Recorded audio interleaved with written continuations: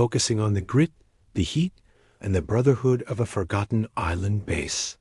The silent architect of sand and steel, in the sweltering July of 1944, Base Whiskey Bravo was a place that felt forgotten by God and the Pentagon alike.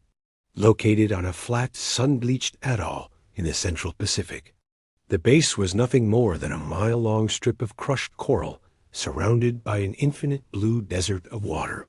The air was a thick mixture of salt, diesel fumes, and the rotting smell of the lagoon. Corporal Thomas Tink Miller was the man who kept the machines breathing, while the pilots were the stars of the show. Hotbox, a corrugated metal hanger that felt like a preheated oven. His job was to repair the hydraulic lines on the B-24 Liberators that returned from the front lines, often riddled with holes and smelling of smoke. The rhythmic grind life on Whiskey Bravo was a war of nerves.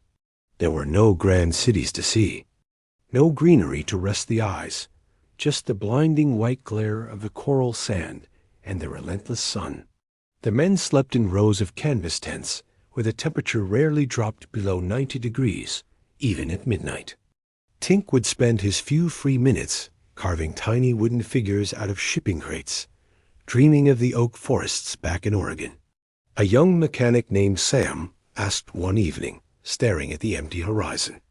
Tink wiped a black streak of oil across his forehead and pointed to a plane taking off. "As long as those birds need to eat, they'll remember us. We're the heartbeat of this ocean, kid. Even if we're a quiet one." The night of the crimson sky, everything changed on a moonless Tuesday. The base was in the middle of a massive refueling operation when the radar went red. A Japanese carrier group, hidden by a weather front, had launched a nuisance raid. These weren't supposed to be deadly, but one lucky bomb struck the main water desalination plant, the only source of fresh water for the 500 men on the island. As the explosions rocked the atoll, Tink didn't dive for the foxholes. He saw the fire spreading toward the primary pump station. Fire was licking the ceiling, and the heat was melting the rubber seals on the equipment. Tink grabbed a heavy fire extinguisher and a wet tarp.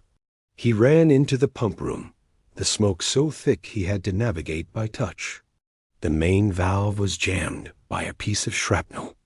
With the ceiling groaning above him and the sound of Zeros screaming overhead, Tink threw himself against the red-hot valve.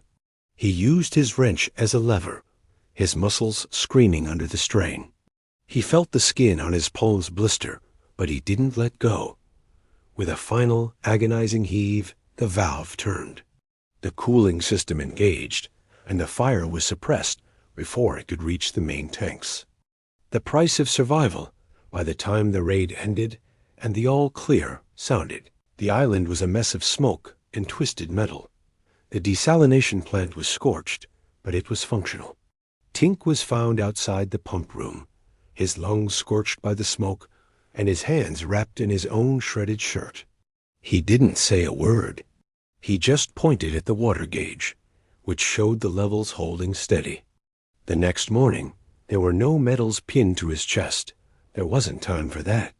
But as the pilots lined up for their morning rations, each man received a full canteen of cool, fresh water. They knew where it had come from. When Tink walked into the mess hall with his bandaged hands, the entire room went silent. 500 men stood up, not for a general, but for the mechanic who had saved them from the sun. He couldn't carve his wooden figures today, but he watched the planes take off, one by one. He was the silent architect of their survival. A man of sand and steel who knew that in the middle of a war, a single drop of water was worth more than a mountain of gold.